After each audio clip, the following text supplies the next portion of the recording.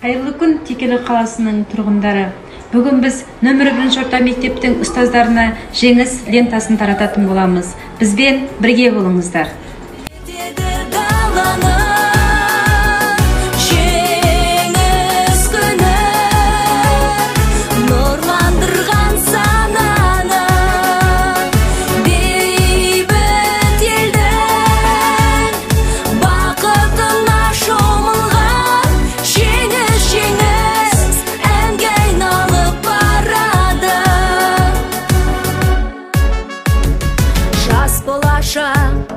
Кең байтақ жеріміз үшін, бір тұтас еліміз үшін, тәуелсіз таңымыз үшін, өмірде барымыз үшін мың рахмет.